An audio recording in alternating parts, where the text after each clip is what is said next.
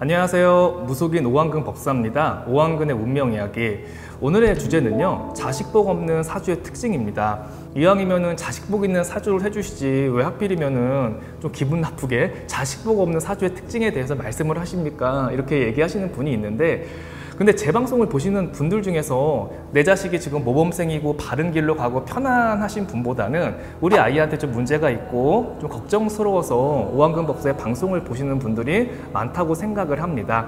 그리고 여러분, 자식의 운명이 나쁘면요, 운명을 바꿔주고요, 우리가 충분히 노력으로 개선을 할 수가 있습니다. 오늘은요, 자식복 없는 사주의 특징도 있지만은 내 자식의 덕을 정말 놀랍게 바꿀 수 있는 방법에 대해서, 그런 팁에 대해서도 제가 알려드릴 거니까 오늘 방송을 보시면 도움이 되겠습니다. 자식의 운명은 곧 내 운명이 됩니다.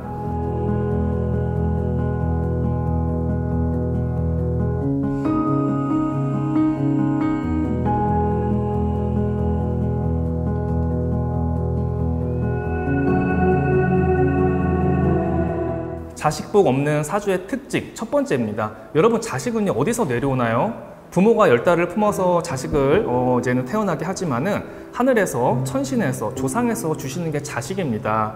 만약에 조상님 중에서요 억울하게 돌아가셨다거나 제한명을 다 못 다 살고 일찍 돌아가신 분이 있는 집안 같은 경우는 이상하게 아이가 방황을 하는 경우가 있습니다.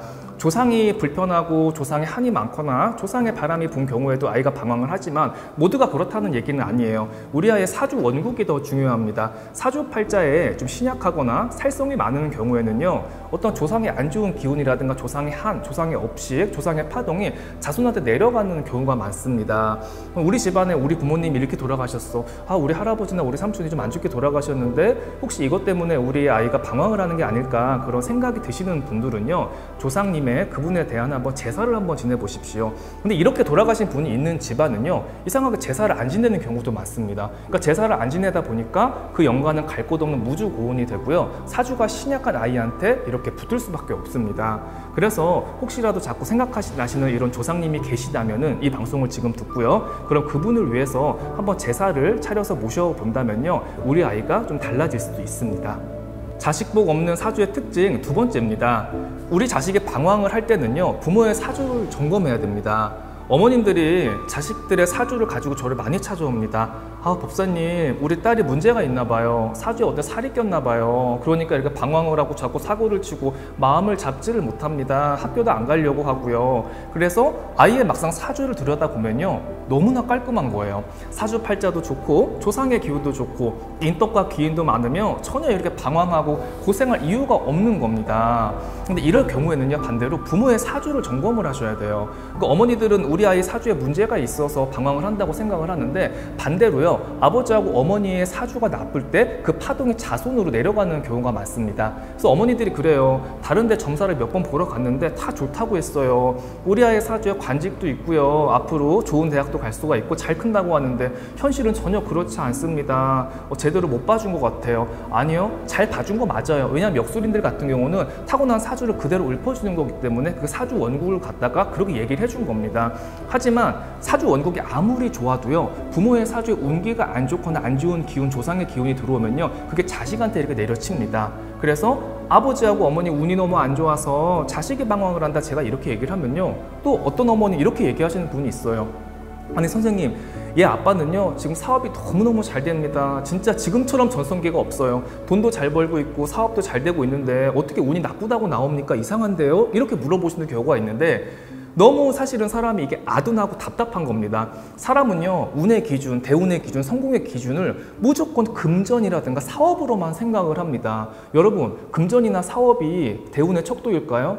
전혀 그렇지 않습니다. 금전하고 사업보다 더 중요한 게 뭐예요? 우리 건강, 그 다음에 우리 가정, 그 다음에 내 자식, 우리 부모님이 사실은 제일 중요한 거예요. 근데 내 자식이 속을 썩인다고 하면은 우리 남편이 사주가 운이 나쁘다고 하는 걸 인정을 안 하는 겁니다. 내가 사주의 운이 사실은 최악이고 운이 나쁠 때 우리 자손이 방황하라고 바깥으로 겉돌고 학교를 다니지를 못하고 자꾸 마음의 병을 앓게 되는 겁니다. 그래서 혹시라도 지금 우리 아이가 만약 방황을 하고 지금 속을 썩이고 있다면은 아이의 사주만 점검을 할 게 아니라 아버지 어머니의 사주까지 같이 점검을 해야지 원인을 거기서 찾을 수가 있고요, 정확한 처방전이라든가 해결책을 찾을 수가 있습니다. 자식복 없는 사주의 특징 세 번째입니다. 여러분, 이거 가장 중요한데요, 일단은 속썩이는 그런 자식들의 그런 부모님들을 보면요, 부모님들이 자식을 믿어주거나 인정해 주지 않습니다. 자식이 어떤 일을 하더라도 지지해 주지 않고요, 항상 이렇게 잘못됐다고 항상 이렇게 잔소리만 하고 안 좋게끔 얘기를 하는 경우가 있습니다. 그리고 자식은요, 여러분, 개인의 인생이 있어요. 부모의 의지대로, 부모의 뜻대로 절대로 살아가지가 않습니다. 그리고 속썩이는 자식들의 부모님의 사주를 보면요, 부모님 사주가 굉장히 심각한 경우가 많아요. 부모의 뜻대로, 부모의 의지대로 따라주지 않으니까 우리 아이가 굉장히 못마땅한 겁니다. 여러분, 우리 아이들 중에 고민 중에서 가장 편안한 고민이 뭔 줄 아세요?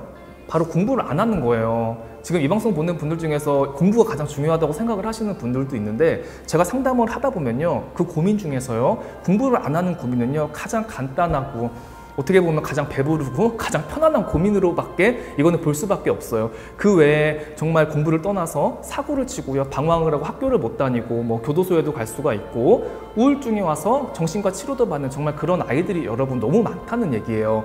공부 좀 조금 덜하면 어떻습니까? 우리 아이가 조금 게으르면 어때요? 여러분 그냥 한번 지켜봐 주세요. 근데 우리 어머니들은 마음이 급해요. 1분 1초를 갖다가 허투루 보낸다고, 하루를 갖다가 막 그냥 보낸다고 우리 아이가 못마땅한 거야.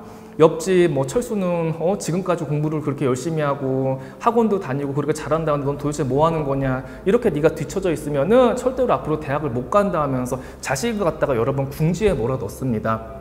그런데 어머니들 뭐라고 하지 마세요. 내가 노는 시간, 내가 버리는 시간도요, 그 시간 속에서 아이가 깨달아가는 그런 깨달음이 있고 어떤 교훈이 있습니다. 아무리 부모가 백날 얘기를 해도요, 자기가 깨닫지 않으면요, 3년 5년이 지나도 이 아이는 절대로 발전하지가 않아요. 자기가 스스로 그 아래서 깨어나올 수 있게끔 어머니, 우리 아이가 컴퓨터를 하든지 게임을 하든지 조금 공부를 안 하고 늦잠을 자도 괜찮으니까 1년 정도는 한번 지켜봐 주십시오. 1, 2년 늦는 거는 인생을 길게 보면 여러분 절대로 늦어지는 것이 아닙니다. 그 과정에서 내가 깨우치는 게 있으니까 너무 다급하게 생각을 하지 말고 조금 기다려 주세요. 1년만 있다가 끝날 방황을 갖다가 부모님이 포기해 버린다면요, 이 방황이 평생 갈 수가 있습니다. 사람은 절대로 안 변한다고 하잖아요. 근데 그 말은 절대로 틀렸습니다. 사람은 충분히 변할 수가 있어요. 부모님의 어떤 의지라든가 부모님의 지지, 믿음, 뭐 자존감을 세워주기 시작을 하면요, 정말 사고치고 우리 아이가 정말 앞으로 잘 살 수 있을까 그렇게 걱정했던 아이가 충분히 달라질 수가 있습니다. 그러니까 부모님이 우리 자식을 만들 수가 있어요. 내 자식을 믿어주십시오. 오늘 방송은 여기까지 하겠습니다. 감사합니다.